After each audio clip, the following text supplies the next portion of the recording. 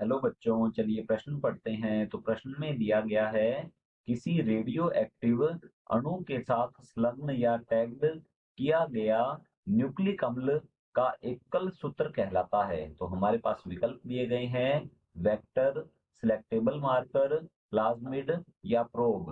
तो इस प्रश्न की मुख्य अवधारणा के बारे में हम जान लेते हैं। तो यहाँ लिखेंगे मुख्य अवधारणा।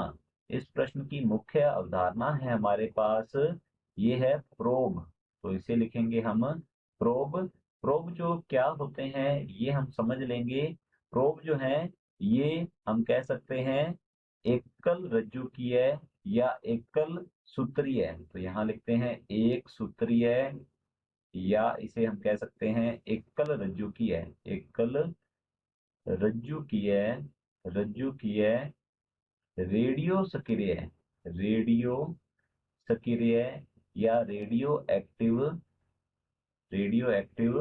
डीएनए या आरएनए, डीएनए या आरएनए अणु होते हैं। डीएनए या आरएनए अणु होते हैं, इन्हें प्रोब कहा जाता है। अब प्रोब जो है इसका उपयोग हम कह सकते हैं कि जैव प्रौद्योगिकी में विभिन्न जगहों पर किया जाता है। जैसे कि इसका उपयोग जो है अंगुली छाप में, डीएनए अंगुली छाप में किया जाता है। इसके अलावा इसका उपयोग हम कह सकते हैं कि आणविक निदान में किया जाता है।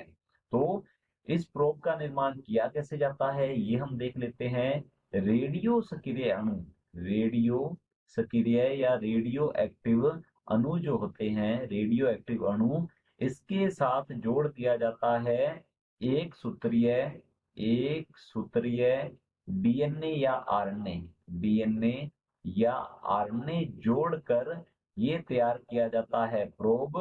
तो प्रोब जो है ये एक सूत्रीय है, तो हम यहाँ समझ सकते हैं कि ये एक सूत्रीय या एकल रज्जुकीय रेडियो सक्रिय डीएनए या आरएनए अणु होते हैं, जिनका जैव प्रौद्योगिकी में बहुतायत से उपयोग किया जाता है।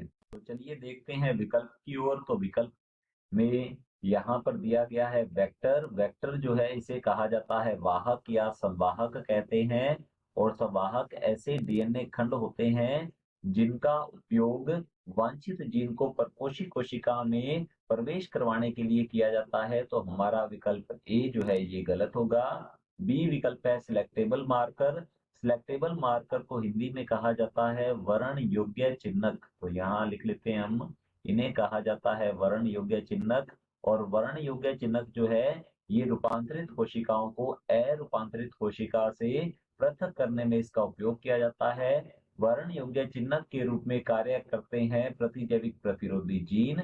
तो हमारा ये रेडियो एक्टिव अणु के साथ संलग्न किया गया न्यूक्लिक अम्ल का एकल सूत्र जो है ये सिलेक्टेबल मार्कर नहीं कहलाता है। तो हमारा बी विकल्प भी गलत होगा। सी दिया गया है प्लाज्मिड, तो हमारा सी विकल्प जो है ये भी गलत होता है, क्योंकि प्लाज्मिड जो है ये जीवाणु कोशिकाओं में पाए जाने वाले अतिरिक्त गुणसूत्रीय, हम कह सकते हैं अतिरिक्त गुणसूत्रीय वृत्ताकार द्विसूत्री डीएनए खंड होते हैं, डीएनए अणु होते हैं जो कि स्व प्रतिकृतिकरण में सक्षम होते हैं। इन्हें प्लाज्मिड कहते हैं और इनका उपयोग वाहक के रूप में किया जाता है। तो हमारा सी विकल्प जो है ये भी गलत होगा। डी विकल्प दिया गया है प्रोब, तो हमारा डी विकल्प जो है बिल्कुल सही उत्तर है, जैसा कि हमने यहाँ पर समझा है। तो हमारा उत्तर रहेगा डी। आशा करता हूँ आपको समझ में आया होगा। धन्यवाद।